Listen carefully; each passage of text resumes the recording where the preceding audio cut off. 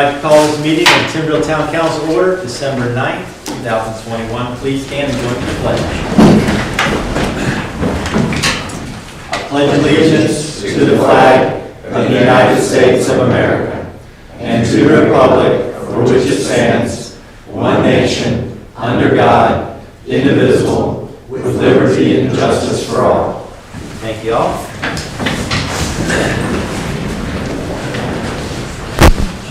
Be a pretty quick meeting tonight. Just to let everybody know, we're going to, after the public comment, we're going to need to go in a brief closed session to discuss prospective business.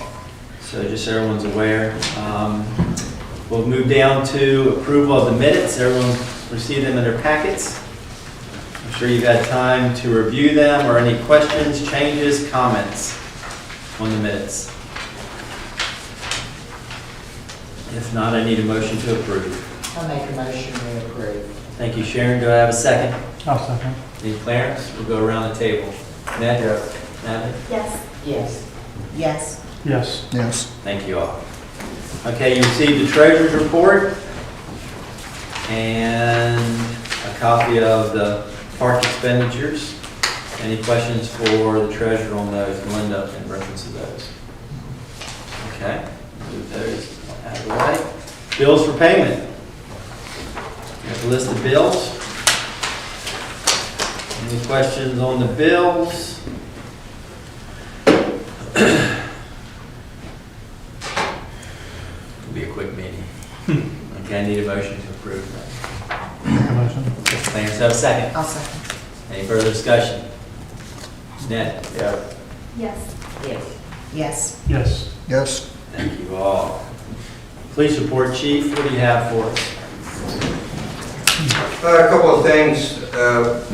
Had someone ask about we're going for Shop with a Hero this year.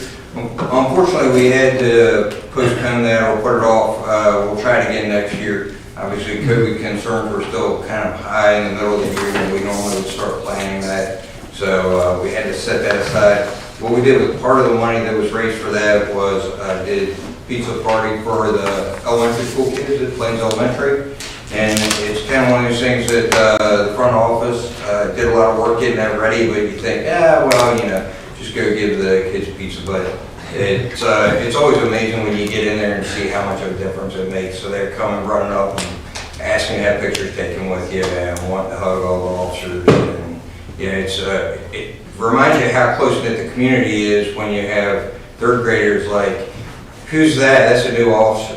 Wow, that's crazy. So, a lot of the kids do know who all of us are. Some of us by name, or at least by face or car. So it was a good way to interact with all the kids. Shop with Heroes is a great program, and hopefully we'll get back on that. And it hits some of the families that really could use that. But this was a way to kind of reach all the kids in the school. We did everybody from pre-K all the way through. So that was a great program, and Cecilia did a ton of work on that, and the rest of them up front too. We applied for a couple of grants. We actually received a grant that had been pending for a couple of years for about $2,000 that will be used to upgrade some safety equipment with some vehicles. That comes from DCJS, and also there was a grant made available through DCJS that Sergeant Hook worked with Chief Trout down in Dayton and applied for a radio grant. Without getting into a lot of detail, the radio system that we have in the county is okay, I guess, structurally, but the actual portable radios that we use are subpar. A lot of dead spots, they don't work in a lot of places, and so we'll be able to replace that brand with new Motorola radios. By the time we do an in-kind match by selling or trading in the radios we have, if we're given the grant, we'll be able to go from marginal radios to good radios at no cost to the town because of the in-kind match will be the trade-in. So fingers crossed, hopefully that'll get approved. I know Sergeant Hook worked on that pretty feverishly for the last couple of days to beat the deadline. So hopefully that'll be approved. I think that's all I have other than vehicle request. Yeah, just to update everyone, Chief brought it to our attention. He sent an email out. I think he sent an email to everybody. Did you know? I can't. I don't know. I sent so many emails. The discussion was with the last year during the budget session, Chief wanted to ask for a vehicle because we've got a Dodge Charger. That's 2013. That's not doing very well, and it's rear-wheel drive, so it's snow and rain, it's a little use to anybody. And he asked the police committee, will we have any issue with going ahead and getting it early, since it's a 30-week wait for a car. Ordering it now, if it comes in before the end of the budget, we'll have to amend the budget and we'll just pull the money out of savings. So the police committee spoke about it and we seem to be on board for doing so. Does council have any issue with us ordering this car early, and then if it comes in early, we'll pull it out of savings to pay for it? If it comes into the regular budget, we'll just do it the regular budget, right? And we can, and now's probably a good time for the update. We've also got surplus police vehicles that are listed. Oh, yes. Okay. And the auctions on those end in about 4 days, I believe it is. Okay. So we kind of discussed that that might be, it makes sense to take money from surplus vehicles to put back towards. And we'll sell the 2013 also. Right, Sell that exactly. one more. And I think he had $3,000 per each or something for It was something close to that on the reserves and Okay, stuff, and we're getting pretty close to the reserves, so we could end up with about $9,000 or so to go towards that from surplus. Just those 3 surplus that we already have listed, not counting the one we're going to take out of commission. And I think you said decked out with everything's about 40 grand. Right? 40, right. So the Charger, all-wheel drive Charger is really the cheapest option, and that's what I have. It's been a good car because well in the snow and everything, so it's cheaper than the Fords and it's cheaper than the Durango. Okay. Anyone have questions with the chief? Sharon, you're the chair, so do you have a recommendation? I recommend that we go ahead. Okay. Do I have a second? Second. Okay. Any further discussion? I'll go around the table. Ned? Yes. Yes. Yes. Yes. Yes. Yes. Good deal. There you go, chief. Thank you. Order tomorrow? Yes, sir. Probably will. Oh, good job. It's really nice to see. I think there were, I'm trying to count, 4 officers over there today? Yes. You, Sergeant, Mike, and Luke, I think I saw them there. Do you want to talk about the RFP? Yeah, we can do that now, that's fine. I had it in the other report, but yes, every time to do it. I did get the RFP for the police department building remodel listed today. Okay. So it's got I put a close date of Wednesday, January 5th on it. Okay. Just because was going to do it for 3 weeks, but we're getting close to the holidays, so to give everybody an extra week basically on that. It's listed, we posted it on eVirginia, which is where we actually got our demo contractor, found the demo contractor for the building demolition. And it just casts a wider net when we're trying to look for contractors or suppliers. And so we also have it in hard copy form, electronic form, that we can send it out to anybody we want to personally send it to. And Cecilia's going to post it on the town website. It's posted now. It is It's posted on Facebook. I don't know. And if it's probably on the website then, because I asked her to post it on the website and link it on social media. So we'll get that one going, and then see how quick, once the close date comes, how quick a contractor can respond to get started on that project, because we know contractors right now are pretty slammed, it seems like. Okay. Any questions for Chief? And you see move down to Public Works.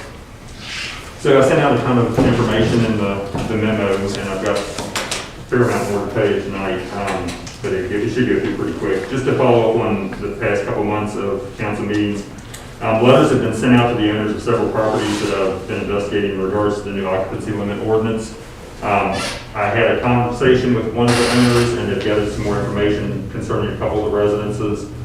And I still haven't heard from the owner of the one residence that I consider to be the one that's of serious concern. And so if I haven't actually even received the return receipt slip back from the mailing that went out to them. If I haven't received that receipt or heard from the owner by midweek, then we'll proceed with getting the warrant to do the investigation. And so I'll get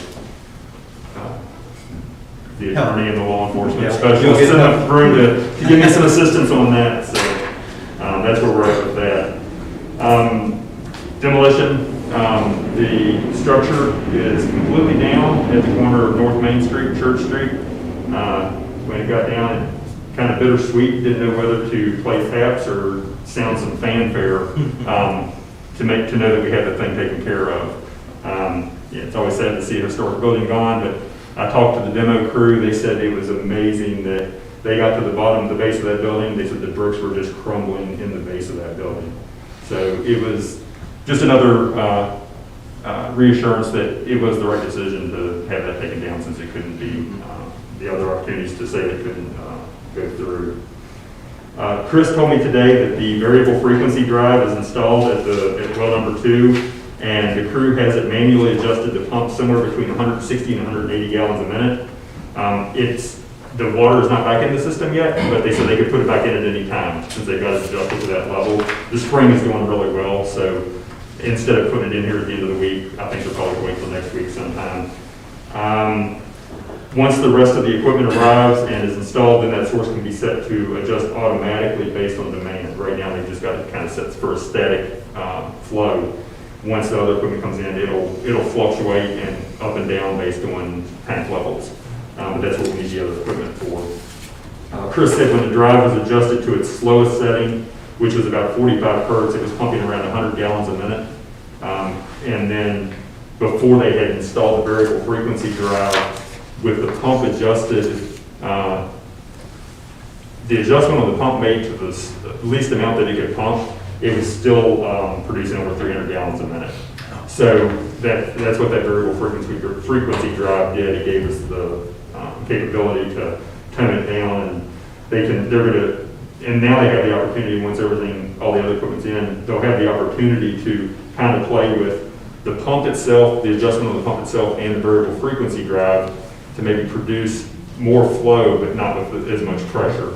And it's going to be some testing, trying to tweak it to get it to where they feel comfortable with it. But it's good to see that project is in place, and we do have that source where we can put it back into the system now if we need to. Let's go, the Old National Fruit property, which is the warehouse property over here. Planning Commission preliminarily blighted that property. Sent a letter up to the owner and received, ended up talking to the gentleman who's going to be the new owner of the property. He's buying out, I think he may have been partners, but he's buying out the one interest. And he's very interested and anxious to get something done with that property. So the big thing to look at for them, he said he already ordered a dumpster and it's been delivered. I couldn't see where it was delivered, but I talked to the contractor he's using today, and that contractor's going to be on site on Monday to start cleaning up that property, cleaning up all the brush, getting the awnings and stuff off of the old building, the brick building back here. He said he went in and inspected the inside of the building to a certain extent. The new owner is asking for some proposals on renovating the building or demolishing the building. The contractor said he didn't feel comfortable going up on the second floor in there because the floor is so spongy, which is what we were kind of afraid of after years of that disrepair to the roof. I guess all that water coming in is taking its toll on the inside now. So we'll see which way they proceed. I think the new owner wants to use it for some kind of storage, warehousing facility, whether he demolishes the existing building, puts up a new building, or however it is. But at least we should see some kind of progress in that property getting cleaned up and in a better state, and maybe being marketed more actively than what it has for the past 8 or 10 or 12 years, whatever it's been. Set in on a Zoom call today. It was the annual Rails to Trails meeting. I think Ned was in on that meeting too. Quite a large group, because we're looking at 9 towns, 3 counties, the PDCs for those regions, and then all of the peripheral organizations that are involved with that project. And they have the economic impact analysis complete. And I don't remember, I know I sent it to Planning Commission, right?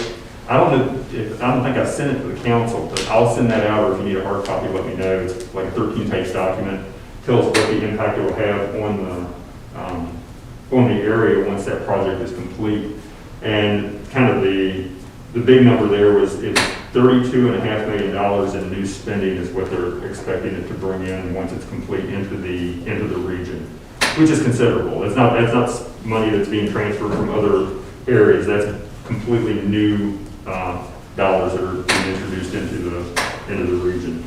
So it's very exciting, and I don't think I saw the news, but the governor announced inclusion of, I think it was about $245 million in the budget for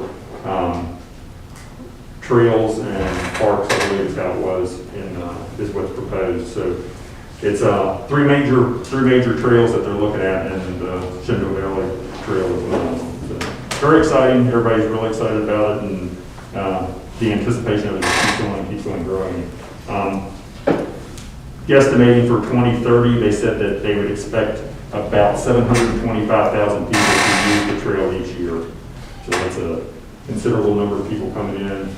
It's what we've always looked at, tourism is the place to have it. You can keep your small town feel as far as the actual population of the town, but you get the outside tax dollars coming in and revenue to the businesses, which what that does, it helps to, it gives council a little bit more opportunity to keep taxes lower. Not saying we don't need to raise taxes, but if you have outside sources of revenue coming in, everything's not relying on the residents only. So could have very significant impacts on the area. We'll go to the security cameras, something we looked at for quite a while, and I sent out in the memo. We're looking at $16,276 for what I would suggest for the water portion of the project, which would come from the ARPA funds, because it does tie in directly to water, sewer infrastructure.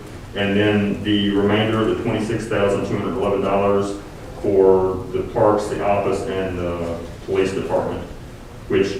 And we're looking at just pulling that directly. We still have monies left on the park money. And our goal is, Chris's goal, and AC's goal, and your goal, is try to get that complete by the end of this budget, so we're starting new, and that's not rolling over, so we've got money in that. So my suggestion would be just, we pay for that. It's gonna be a lot of park anyway.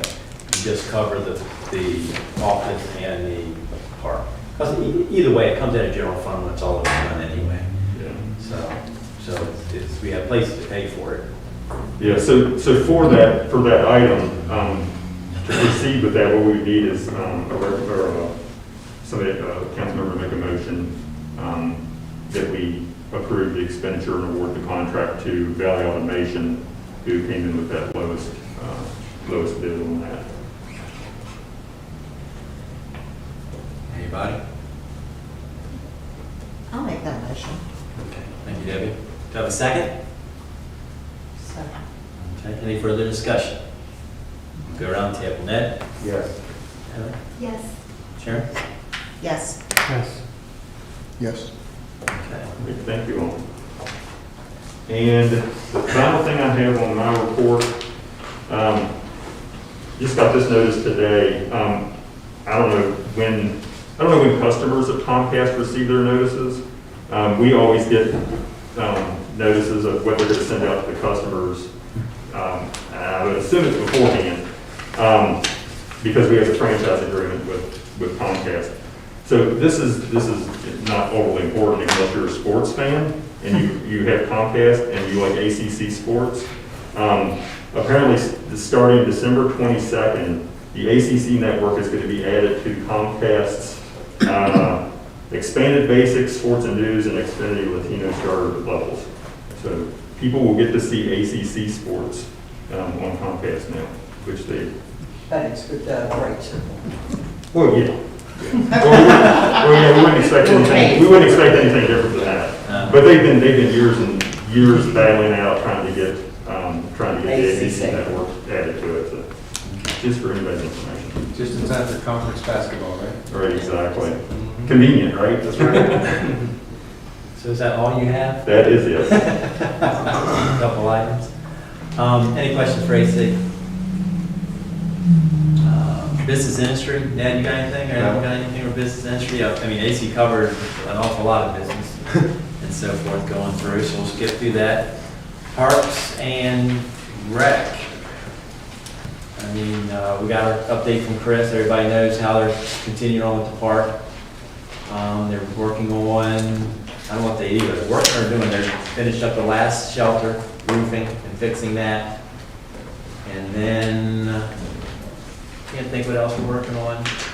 They've got a list, it's on your list, it's on your spreadsheet, but they're getting to a point where the parks have had their major facelift, and going into next year, we start talking about budget, we're gonna have to look at what the next big move for our parks are gonna be. I know the town employees are kind of recommending that we look at getting bathrooms over at this other park, because porta potties aren't the way to go for big events, so we'll start talking about that during the budget phase, but we got half a year, no, I got a couple months for that. Mhm. We start talking again, you're right, so be thinking about the next steps when it comes to the park, because even if we don't have the monies we have spent by June, we're just gonna wipe the books and we're gonna move on, because it's been going on. The facelift's been going on for a couple of years, and Melinda's did a very good job keeping track of it. With your help. But we'll do something different next time. Okay, finance. One person, probably want to mention the Winter Festival. Oh, my goodness, yes, yes. It was a yes. huge success. Had approximately 1,200 people came through. They clicked out, was 1165 on the clicker, and Chris said that they probably missed about 100 or so before they got the clicker in there. It got too dark to look at the car. Yeah. But very positive feedback from the vendors, very positive feedback from the attendees. It was a long day. Luckily, we had good weather. It was very pretty. And the Grinch was a big hit. The Grinch was the star of the show. Star of the show. And hopefully he's out by now.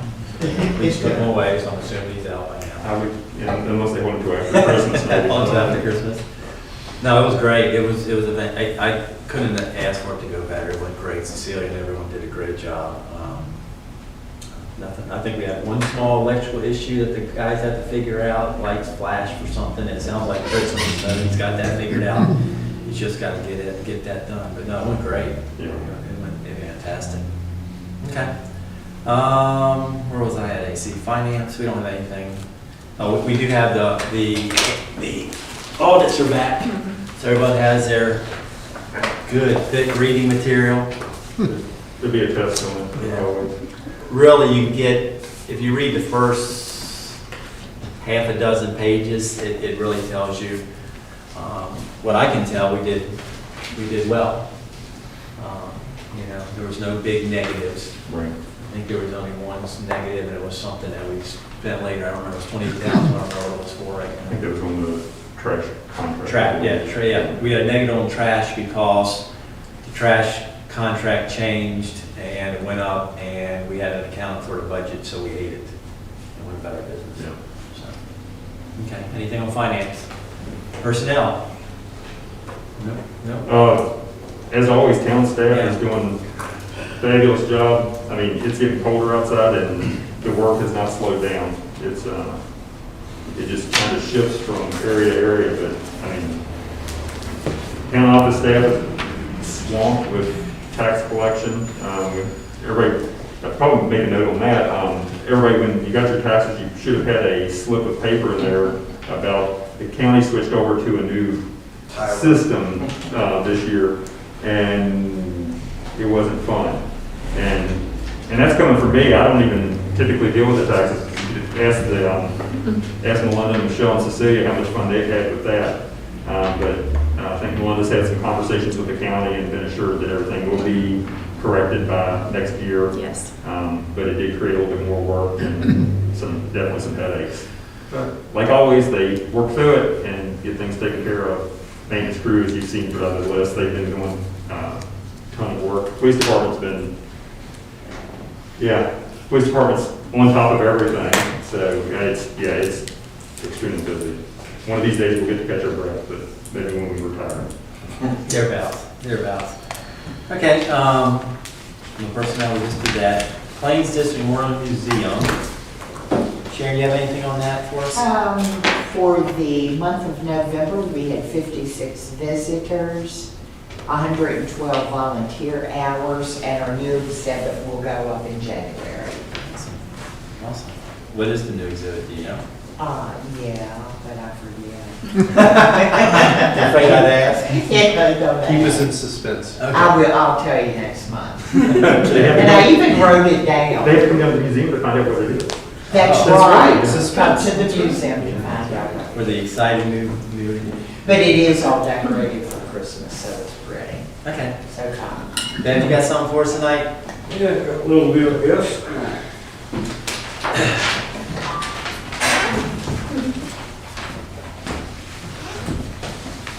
The population of Timberville over the years, in 1880, we had 112 people in Timberville. 1900 was 173. 1910 was 240. 1920 was 277. 1930, 302. 1940, 253. And 1950, 271. And those two decades were less than 1930, but the Second World War. I think they had a lot to do with it, of course. In 1960, 412. In 1970, 959. That's almost a 133% increase in the population. In the 2000 census, the population density of Timberville was 1,968 people per square mile. Next, the John Corney Blacksmith shop is located behind Gordon's Garage of Masons to some people. He had buildings and sheds on both sides of the road. Sunday, November 8th, 1925. No church services were held today because of scarlet fever and diphtheria outbreaks in Timberville and Broadway. That's the same year and at the same time exactly as the typhoid epidemic we talked about different times. So that wasn't a good year for the Timberville area. Now we probably ought to talk about the D.S. Walter store. You think? Yes, yes. I think what you're talking about. Okay, gotcha. Now D.S. Walter, that's the way you always see his name, but his real name was Daniel Saylor Walter. And he lived from 1863 to 1916. He was only 53 years old when he died. And his first store was built in 1893, which is a wooden building, and we have good pictures of that in the museum. Now the brick building was built in 1909. And of course, we always have to say the bricks were made on site right in the field right behind the store. And when they were taking the thing down, some of those bricks flew out and all in the road, and they didn't even break. So that's back when they made things good quality. Yeah, if you get to thinking, those bricks are 112 years old that they just took down. Wow. So they must have done a pretty good job. Now, in 1935, that building became the Timberville Department Store. In 1948, that moved over to the furniture store, a couple buildings down from the town office here. And then in 1949, the Newman Building and Material Corporation started in that building. And they stayed there for 5 years, and then they built their new headquarters up here on the bluff, in which the building now is Branner Printing. And so that's kind of the thing that went on that corner for all those years. Business there in that place for a long time. Let's see. I can have another half page. Oh, we're having a quick meeting, so go. The D.S. Walter store was in business before, for example, the Miller Jones store, which was 1912, the Farmers Merchants Bank, which started in 1908, the old post office building, which was built in 1912, and the Dr. Welty Forney's Dental Service, he started that in 1898. So D.S. Walter was in business even before Welty Forney got out of the University of Maryland and came back to Timberville to be a dentist. And kept the store in 1918, and the Rockingham Hotel in 1909, and probably a lot more. But some of the businesses that preceded the Walter store were Dr. Dr. Corney's medical practice, he started in 1884. The Roller Earhart in Myers in 1864, which is the old bowling alley building. And Minikin Earhart, 1886, which was the old bowling alley building. And John Ziegler's Tannery, 1814. John Ziegler's Pottery started in 1830. And that's the same site where Godfather's Pizza is, right straight across from their house. Now the fort on the Ziegler property that was torn down in 1880, and of course we don't know when it was built. And then we had the old fort out on the north end of town near Simmers' garage, and that was already there in 1744. So I think that is the oldest thing that I have ever heard being here in our little community. So that's pretty early on. That was about 10 years before the French and Indian War, I believe. 277 years.